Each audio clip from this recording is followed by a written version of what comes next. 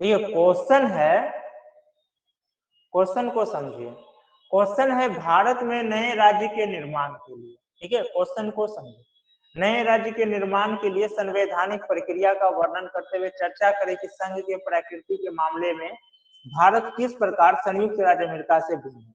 ये क्वेश्चन कितने भाग में है पहले आप लोग ये बताइए, 2 भाग में है, 1 भाग में है या 3 भाग में है? कितने भाग में है ये क्वेश्चन?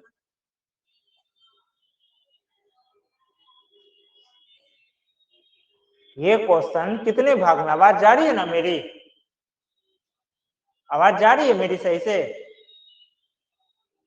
ये क्वेश्चन 2 पार्ट में है, ठीक है। पहला नए राज्य के निर्माण के लिए संवैधानिक प्रक्रिया का चर्चा करना और भारत किस प्रकार संयुक्त अमेरिका से संघ के प्रकृति के मामले में भिन्न है, ठीक है। 2 भाग में हो गया। पहला भाग का हमको इसको लिखना है, तो पहला भाग का उत्तर 2 तरीका से लिखा जाएगा। पहला तरीका क्या होगा? पहला तरीका होगा कि भारत में नए राज्य, या तो आप सीधा नए राज्य का संवैधानिक प्रक्रिया से कर सकते थे। नए राज्य का संवैधानिक प्रक्रिया अनुच्छेद 3 में है, तो अनुच्छेद 3 कहाँ है? भाग 1 में है। तो हम लोग पहले क्या किए, पहले भाग 1 का एक इंट्रो दे दिए, पहले भाग 1 का इंट्रो दे दिए, क्योंकि आखिर ये भी तो सवाल है कि अनुच्छेद 3 में ही क्यों है, अनुच्छेद 3 में ही क्यों है नए राज्य का निर्माण? क्योंकि अनुच्छेद 3 किस परिवार के इसमें है? भाग 1 परिवार में है। भाग 1 फैमिली में का क्या खासियत है कि यही क्या करता है, भारत का राजनीतिक और भौगोलिक परिचय बताता है। भारत का राजनीतिक एवं भौगोलिक परिचय बताता है कौन? भाग 1। पॉलिटिकल एंड ज्योग्राफिकल इंट्रोडक्शन देता है कौन? भाग 1। इसलिए, और इसमें 1 से 4 तक है, तो यहीं पे ठीक है। तो हम लोग तो सबसे पहले ये वाला जो पॉइंट है आपका क्या है? यूजलेस है। संविधान में 470 अनुच्छेद नहीं है। देखिए एक कंफ्यूजन है, कुछ पुस्तक में क्या है 464 होगा, किसी में 448 होगा, किसी में 470। अब देखिए कहानी क्या है इसमें, यहां पर है कि 448, 464, 470 है। कहानी यह है कि ये सब उप अनुच्छेद को मिलाकर क्रमांक के अनुसार, सीरियल नंबर के अनुसार, क्रमांक के अनुसार आज भी कितना है, क्रमांक के अनुसार मात्र 395 अनुच्छेद है। अगर 470 अनुच्छेद है तो 396 अनुच्छेद आपको कहीं नहीं मिलेगा। क्रमांक के अनुसार आज भी 22 भाग है, क्रमांक के अनुसार। हाँ, क्रमांक के अनुसार अनुसूची 8 से 12 जरूर हो गया है। क्रमांक आप 9वां अनुसूची बता सकते, 10वां अनुसूची बता सकते, 11वां बता सकते, लेकिन 396वां अनुच्छेद कभी नहीं बता सकते हैं, 400वां अनुच्छेद कभी नहीं बता सकते हैं। तो क्रमांक के अनुसार 300 पर। तो ये सब डाटा आप जितना ज्यादा दीजिएगा फंसिएगा, और इस क्वेश्चन में इस डाटा का कोई मतलब नहीं, ये यूजलेस है, ये डाटा यूजलेस है। सीधा आपको यहां से शुरू करना था भाग 1 से, ठीक है। आप यहां कर सकते थे संविधान के कुल 22 भागों में से भाग 1 के अंतर्गत अनुच्छेद 1 से 4 तक विस्तृत है, जिसमें भारत का राजनीतिक एवं भौगोलिक परिचय का वर्णन किया गया है। आप यहां पे कर सकते थे कि संविधान के कुल 22 क्रमांक के अनुसार, कुल 22 क्रमांक के अनुसार छोड़ना नहीं है, ताकि ये कंफ्यूजन समाप्त हो जाए। क्रमांक के अनुसार जब भी लगा कंफ्यूजन समाप्त। क्रमांक के अनुसार कुल 22 भागों में से 22 भागों में पहले भाग में भारत का राजनीतिक एवं भौगोलिक परिचय अनुच्छेद 1 से 4 तक वर्णन किया गया है। काम खत्म, सिंपल में। देखिए लिखने से पहले सोचना होगा आपको, लिखने से पहले एक व्हाइट पेज में आंसर को पॉइंट क्लियर कीजिए, हमको पहले क्या लिखना, क्वेश्चन कितना भाग में क्या क्या लिखना है, अब क्या क्या लिखना, अब उसको सजाने का कोशिश कीजिए दिमाग में, इसको ऐसे सजाना है। बात समझे? पहला फैक्ट जो क्वेश्चन है पढ़े, अब उसके अनुसार डाटा कलेक्ट किए, जो जो डाटा कलेक्ट करना है बुक से, नेट से, सारा डाटा कलेक्ट किए। अब उस डाटा को क्या किए, कॉपी में सेट कर रहे हैं, कॉपी में क्वेश्चन के अकॉर्डिंग, जैसे पहला कई भाग, कौन भाग में क्वेश्चन है, क्वेश्चन का क्या नेचर है, उस हिसाब से उसको कॉपी में सेट कर दिए। ठीक है, अब उसको फिर डिजाइन कर, अब माइंड में सोच रहे कि इसको कैसे रखना है भूमि, अब इसमें कौन सा शब्द डालना है, क्या नहीं डालना है, रखे तब जा करके लिखना शुरू किया। ये जो सोचते हैं कि कोई स्टूडेंट के हम क्वेश्चन देखे, बुक निकाले और 1 घंटा में निकल, जैसे स्कूल टाइम में या कॉलेज टाइम में छाप लेते थे बुक निकाल करके, वैसे नहीं होगा आंसर राइटिंग। सिविल सर्विस का आंसर राइटिंग उस तरह से नहीं हो सकता है। इसलिए जरूरी है कि आपको ये 3 स्टेप, दो हम जो बार बार कहते हैं कि एक आंसर राइटिंग में 2 घंटे का समय, इसलिए कहते हैं, वो जोड़ के कहते हैं 1 घंटा आप पहले बुक वगैरह पढ़े, डाटा कलेक्ट किए, फिर उसको प्रेजेंट किए, अपना कॉपी में सेट किए, फिर उस पर डिजाइन तैयार किए, आधा घंटा उस पर लग गया, आधा घंटा लिखने में लग गया। तो 2 घंटा हम जो कहते हैं कि शुरुआती समय में एक स्टूडेंट को कम से कम देना होगा, वो इसलिए कहते हैं, और वो 2 घंटा रेगुलर। ठीक है, अब ये अनुच्छेद 1 का डिफाइन आपका गलत है, यहाँ होगा अनुच्छेद 1 के अनुसार क्या, भारत जो कि इंडिया है, इंडिया जो कि भारत है, अच्छा भारत अर्थात इंडिया कर दिए, चलिए वो भी ठीक है, राज्यों का संघ होगा, ये भी चलिए सही है। अब उसके बाद चलते हैं आगे, ये आपका बहुत सही किए है, ये जो आपका प्रेजेंटेशन है ये आपका बिल्कुल सही है, ऐसे ही एकदम शॉर्ट में लेके निकले, बस यही आपका सही है, ज्यादा डीप में नहीं गया, लंबा चौड़ा में नहीं गया, ये बिल्कुल सही है। राज्यों एवं संघ शासित के विस्तार में पहली अनुसूची में दर्शाया गया है। ठीक है, अनुच्छेद 2 नए राज्यों का प्रवेश या स्थापना था।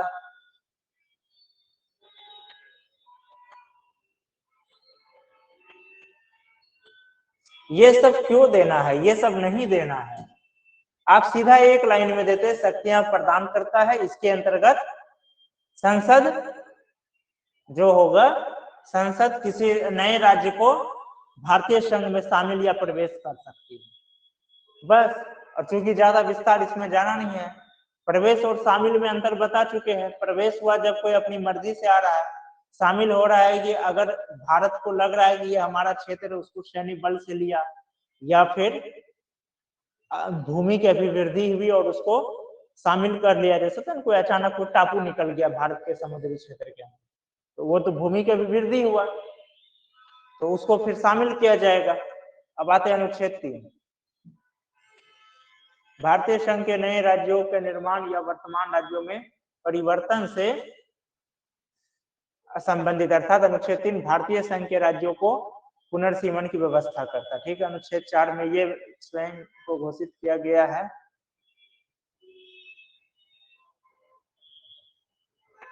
इतना लंबा नहीं, इसमें सीधा लिखना था कि अनुच्छेद 2 एवं 3 के अंतर्गत, देखिए यही शॉर्ट करना है, आप तो 2 और 3 के बारे में बता चुके, फिर यहाँ क्यों बताना, और ब्रैकेट का प्रयोग मत किया कीजिए, यहाँ सीधा लिखना है अनुच्छेद 4 के अनुसार यदि अनुच्छेद 2 और 3 के अंतर्गत नए राज्य, जो भी नए राज्य बनेंगे भारतीय संघ में बनेंगे, ठीक है, अनुच्छेद 2 या 3 के तहत अंतर्गत यदि नए राज्यों का प्रवेश, स्थापना या निर्माण होता है, तो क्या होगा, उसको संविधान संशोधन नहीं माना जाएगा, वो साधारण संशोधन के तहत होगा, साधारण विधेयक के तहत। ठीक है, उसको संविधान संशोधन नहीं माना जाएगा, और अनुसूची 1 एवं 4 में क्या होगा, स्वयं ही संशोधन हो जाएगा, उसके लिए कोई अलग से संशोधन लाने की जरूरत नहीं थी, तो सीधा देना है अनुसूची 1 एवं 4 में स्वयं ही संशोधन हो जाएगा, बात समाप्त है। इतना लंबा आपको नहीं चलना है। आवाज फंस रही है सर थोड़ा। अब जा रही है आवाज सही, आपको भी आवाज दिक्कत हो रही है सुधा, आवाज सही से जा रही है मेरी?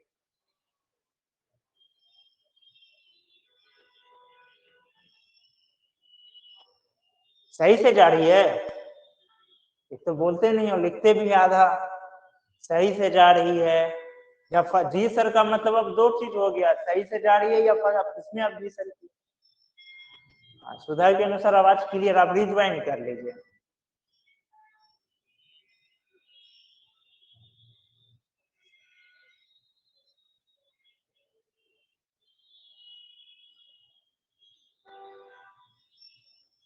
और ये आप क्या मिक्स कर दिए हैं, अनुच्छेद 368 नहीं जाएगा। अर्थात इस तरह का कानून एक सामान्य बहुत और साधारण विधायी प्रक्रिया के जरिए पारित किया जा सकता है। जैसे ये आप क्या मिक्स कर दिए, ये यहीं तक खत्म था, किया जाए। एक तो इतना लंबा लिखने का जरूरत है, सिंपल है, ये 368 के तहत संशोधन नहीं माना जाएगा, बस बात खत्म है। और अनुसूची, एक पॉइंट फिर छोड़ दिया, अनुसूची 1 एवं 4 में स्वतः ही संशोधन हो जाएगा। 1 में होता है राज्यों का नाम, 4 में है राज्यसभा का सूची, वहां भी स्वतः हो जाएगा। अब यहाँ पर देना था आपको नए राज्य बनाने की प्रक्रिया, तब ये सब होता। अब अनुसूची, अब यहाँ जो 4 के साथ किया है, तो अनुच्छेद 2 का तो इस सब से कोई संबंध नहीं है। अनुच्छेद 2 का इस प्रक्रिया से तो कोई संबंध नहीं है, 3 का है, लेकिन आप यहाँ तो 2 और 3 दोनों लिखे हैं, तो आप सही आंसर लिख के भी आपका गलत प्रेजेंटेशन हो गया। यही चीज बार बार कर रहे हैं, सबसे अब यहाँ तक कर देना था। अब आपको देना था अनुच्छेद 3 के अनुसार नए राज्य बनाने के लिए, निर्माण के लिए प्रक्रिया, तो उसके बाद देना था कि हाँ सर्वप्रथम यह जाएगा, फिर इस तरह से, ठीक है, ये सब फिर जाना था। और इसको जो होगा ना, ये पॉइंट के जगह एरो देते हुए चलिए तो ज्यादा है नंबरिंग के जगह।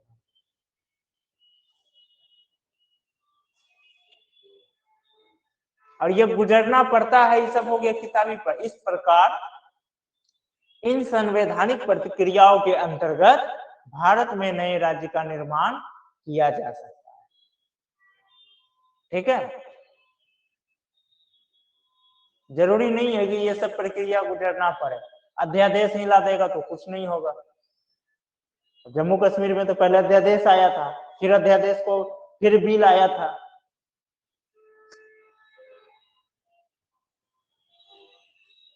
भिन्न है। भारत का संघ अपनी देश की रक्षा के लिए देखते हुए अपना स्वरूप बदल सकता है, जबकि अमेरिका संघ, ऐसा कौन बोला कि अमेरिकी संघ अपना स्वरूप नहीं बदल सकता? बिल्कुल बदल सकता है। बार बार समझाते हैं कि बदल सकता है, लेकिन वहां भी राज्य विधानसभा का अनुमति लेना होगा। बदल क्यों नहीं सकता है? लेकिन राज्य विधानसभा के, उनके जो राज्य का लेजिस्लेचर है, उनके अनुमति के बाद। ये सब कहां से आप लोग किताबी पॉइंट ले आते हैं?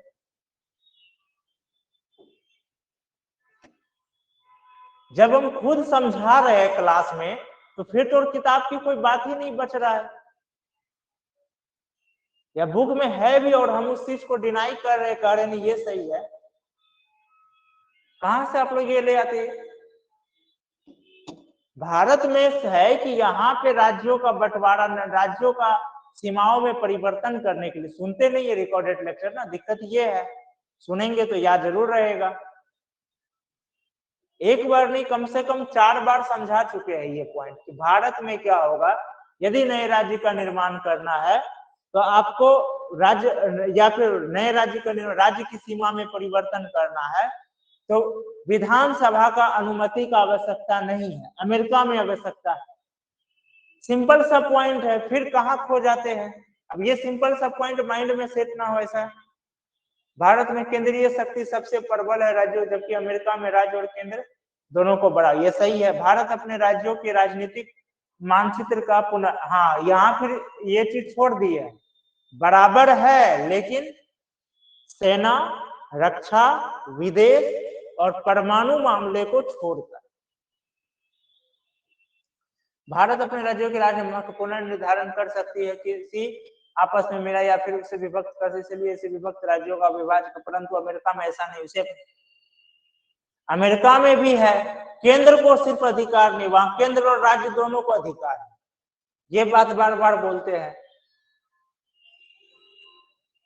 इसलिए होता है, इसीलिए नहीं होता है, इसलिए होता है। अमेरिका को अविभाज्य राज्यों का अविभाज्य संघ कहा गया है, भारत में केवल देश को। और ये पॉइंट, ये नंबरिंग जहां मन तहां आप देते जा रहे हैं। तो भारत में केवल देश का अपना एक झंडा होता है, जबकि अमेरिका में हर राज्य का भी अपना अलग झंडा होता है। भारत में अगर कोई व्यक्ति जा सकता है, परंतु अमेरिका में ऐसा नहीं है। वहां हर राज्य में उच्चतम न्यायालय है, हर राज्य में उच्चतम न्यायालय नहीं है। हर राज्य को वहां का जो हाई कोर्ट है उनका उस स्टेट के लिए वो सुप्रीम कोर्ट के बराबर है। वहां का हाई कोर्ट, वहां का हाई कोर्ट उस स्टेट के लिए सुप्रीम कोर्ट के बराबर है। ऐसा नहीं है कि वही सुप्रीम कोर्ट है, केवल उस स्टेट के लिए। ये पॉइंट लिखने का कोई जरूरत नहीं था। ये जो पॉइंट है, ये पॉइंट लिखने का कोई जरूरत नहीं, इसका कोई मतलब ही नहीं है। ये समझाने के लिए बोला गया था। क्लास में और भी बातें बहुत सारी चलती है, कभी पूछा जाए आप लोगों को आगे चल के, क्यों भाई अमेरिका को United of states of America कहते हैं और भारत को क्यों नहीं यूनाइटेड स्टेट्स ऑफ इंडिया कहते हैं? एक इंटरव्यू इस सब के लिए सब पॉइंट बताया जाता है। कभी मान के चलिए इंटरव्यू में ही पूछ दिया तो वहां सीख सके। चलिए ठीक है, इनका कॉपी हो गया, अब आपका कॉपी है।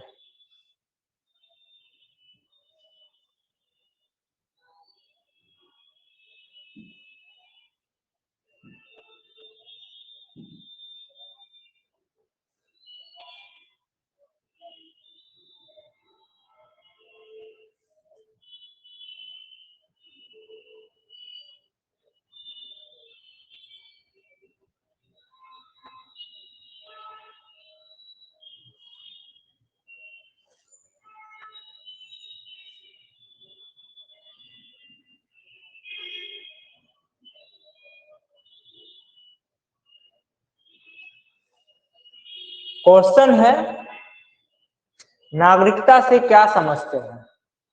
अनुच्छेद 5 से 11 तक का वर्णन करते हुए भारत में नागरिकता प्राप्त करने के क्रमबद्ध परिवर्तित नियमों का वर्णन करें। नागरिकता व्यक्ति और राज्य के बीच संबंधों को दर्शाती है। किसी भी अन्य आधुनिक राज्य की तरह भारत में भी दो तरह के लोग हैं, नागरिक और विदेशी। नागरिक भारतीय राज्य के पूर्ण सदस्य है और इसके प्रति निष्ठावान है, उन्हें सभी नागरिक और राजनीतिक अधिकार प्राप्त है। संविधान के भाग 2 में अनुच्छेद 5 से 11 तक नागरिकता की चर्चा। चलिए भूमिका अब आपका सही जा रहा है। नागरिकता अधिनियम 1955 संविधान के लागू होने के बाद, ये संविधान थोड़ी है, नागरिकता अधिनियम 1955 जब अधिनियम है तो उसको संविधान से कोई संबंध नहीं है। ये संविधान आपका गलत पॉइंट है। होने के बाद नागरिकता को पाने और समाप्त होने का प्रावधान करता है। ठीक है। अनुच्छेद 5, संविधान के प्रारंभ में नागरिकता जो व्यक्ति भारत, उनका माता पिता या का जन्म भारत में हुआ प्राप्त है। ठीक है। अनुच्छेद 6, यदि पाकिस्तान से कोई व्यक्ति पहले प्रवास कर गया तो उसे पाकिस्तान स्थानांतरित हो गया। और बात देखिए एक चीज और, एक पॉइंट, अगर 1 मार्च 1947 के बाद यदि कोई व्यक्ति भारत से पाकिस्तान की ओर गया तो उसको भारत का नागरिक नहीं माना जाएगा। ये भी है इसमें, पहले इसमें लेने, देखिए अनुच्छेद 7 एक ऐसा अनुच्छेद है जो नागरिकता समाप्त और देने दोनों का सिस्टम है दिया हुआ।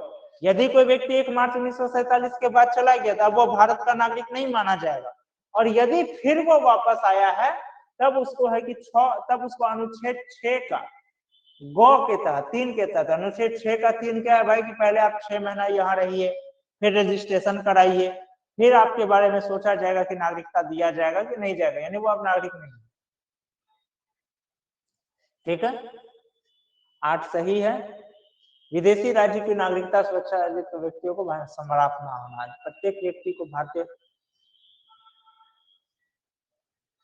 देखिए ये आप लोग किताब उतार देते हैं सेम टू सेम, यहाँ बुक, यहाँ अनुच्छेद देश में आपको सिंपल लिखना था, यदि संसद द्वारा अधिनियम बनाकर किसी व्यक्ति को एक बार नागरिकता मिल जाता है तो दोबारा फिर उसे किसी भी प्रकार का अधिनियम बना के नागरिकता नहीं लिया जाएगा, बशर्ते वो ऐसा कार्य नहीं किया है जो कि नागरिकता छीनने की बात हो, जैसे गलत इंफॉर्मेशन दे के लेना, विदेश का ले लेना, या विदेश में भी नागरिकता रहने के बाद छुपा करके भारत का नागरिकता ले लेना। इस तरह का जो होगा उसका तब उसका लिया जाएगा। कहने का मतलब है कि अभी जैसे मान के चलिए भारत सरकार सीए लागू कर दिया, ठीक है, जो कि पाकिस्तान, बांग्लादेश, अफगानिस्तान के जो अल्पसंख्यक शरणार्थी है भारत में उनको दिया। अब कल के डेट में नई सरकार आएगी तो अब वो फिर से अधिनियम बना के उसका छीन नहीं सकता, जब दे दिए तो दे दिया, यही अनुच्छेद 10 में। संसद द्वारा नागरिक करने वाले कानून बनाने, यानी कि संसद को ही कानून बनाने का अधिकार है।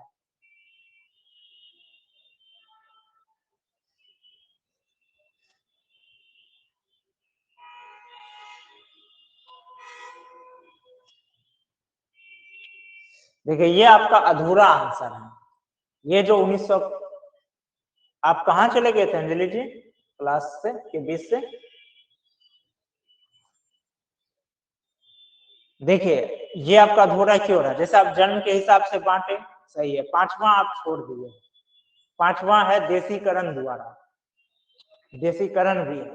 तो 55 में जो होता है ना 5 प्रावधान किया गया है, शॉर्ट में समझा रहे, क्लास में तो समझाएंगे ही, यहाँ शॉर्ट में, ठीक है। जन्म, वंश, जबकि इस पे नोट भी बना हुआ है पूरा ब्लॉक्स में, जन्म, वंश, ठीक है, पंजीकरण, देशीकरण, यहाँ शॉर्ट में बता रहे हैं, क्षेत्र समाविष्ट।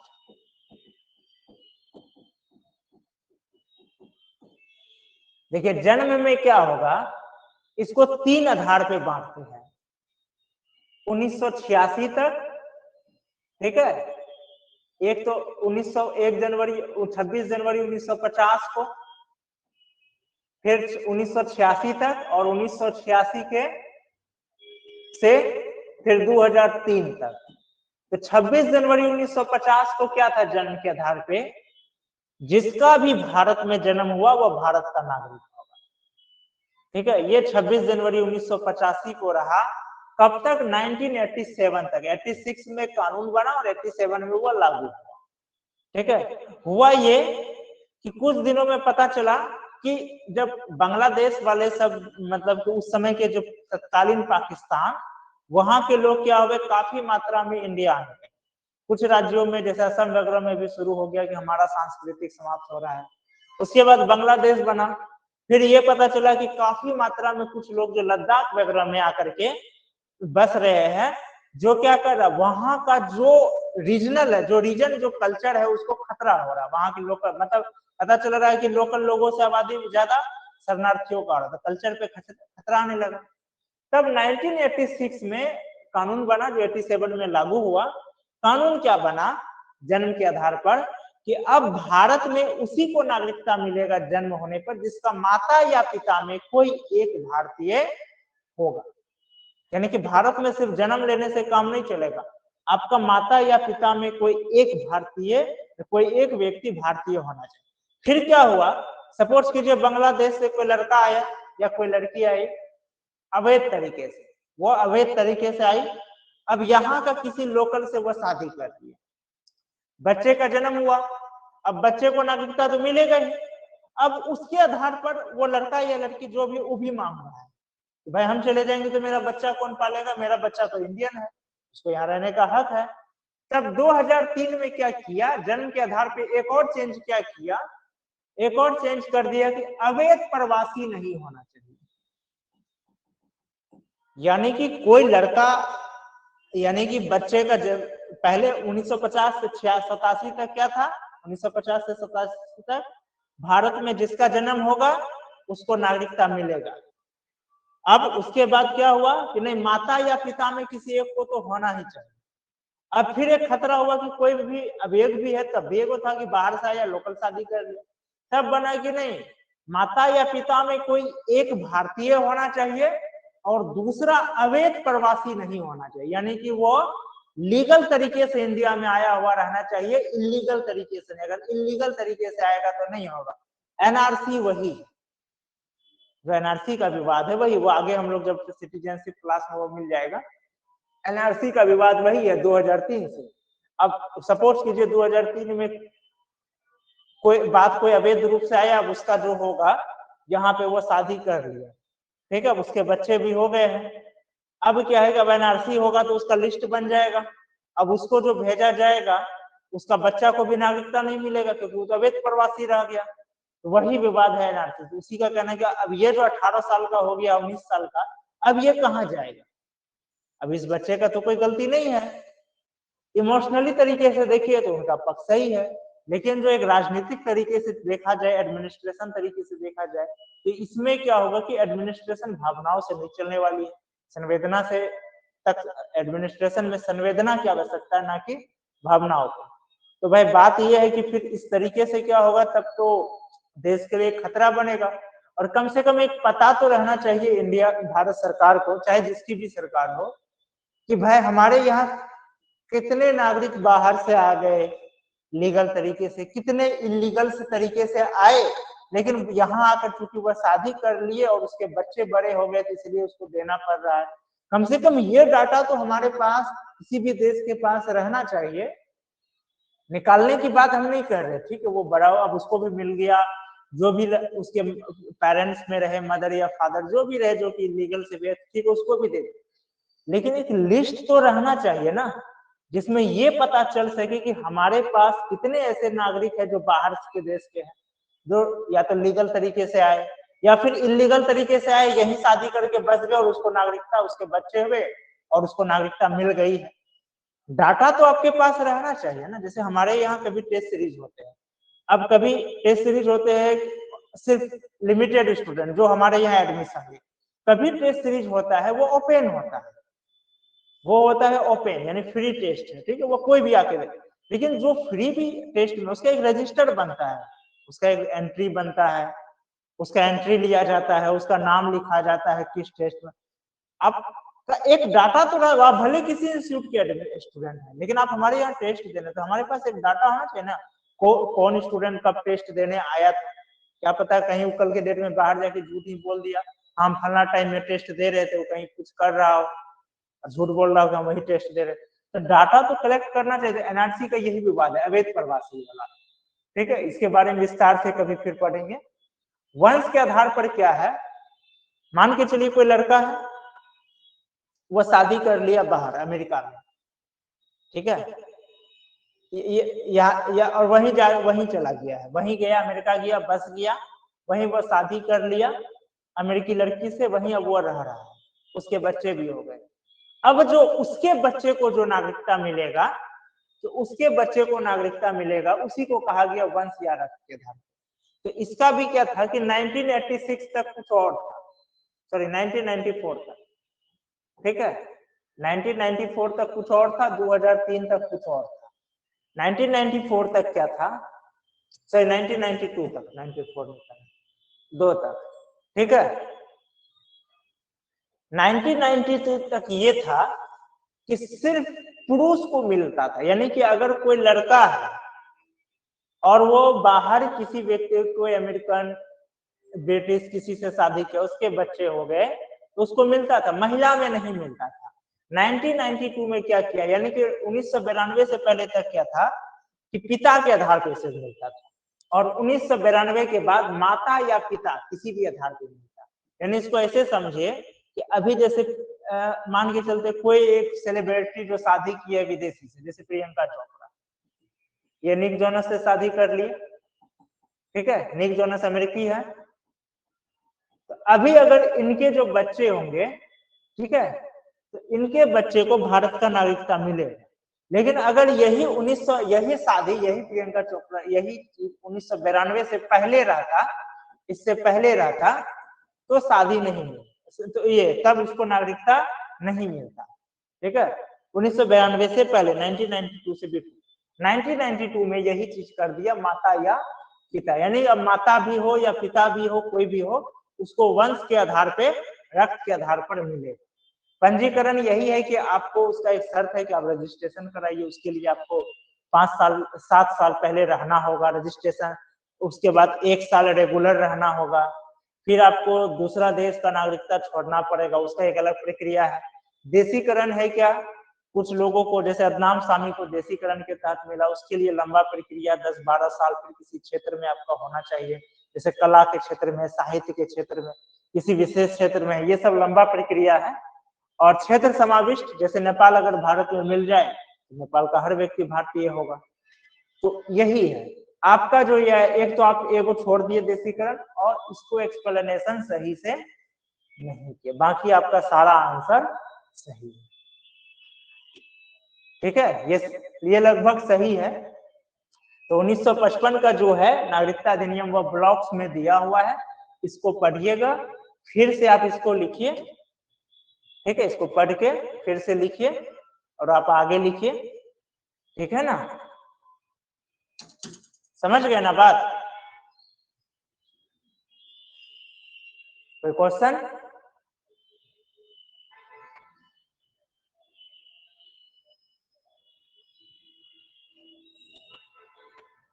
अब सीमा हैदर का अलग मैटर है, वो शादी कर, उसका एक अलग पॉइंट है, उसको मिले। यदि वो शादी करती तो जो प्रक्रिया है, पंजीकरण का प्रक्रिया है, उसको पंजीकरण का ऐसा नहीं कि तुरंत मिल जाता है शादी करके, अभी उसको रहना होगा इंडिया में, भी उसको 7 साल लगातार रहना है। उसके बाद वो आवेदन करेगी, भारत सरकार जांच करेगी।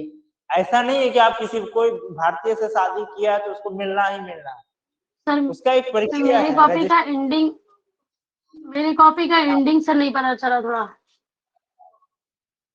आपकी कॉपी का एंडिंग सर ठीक था, वो देख नहीं पाया, नेटवर्क नहीं था मेरा। एंडिंग में भी आपका प्रॉब्लम था, वो हम रिकॉर्डिंग में देख लीजिएगा। ठीक है, यस सर, यस। हाँ, आप लास्ट में चले गए थे, आप देख लीजिएगा। चलिए ठीक है, तो आप क्लास ही एंड करते हैं।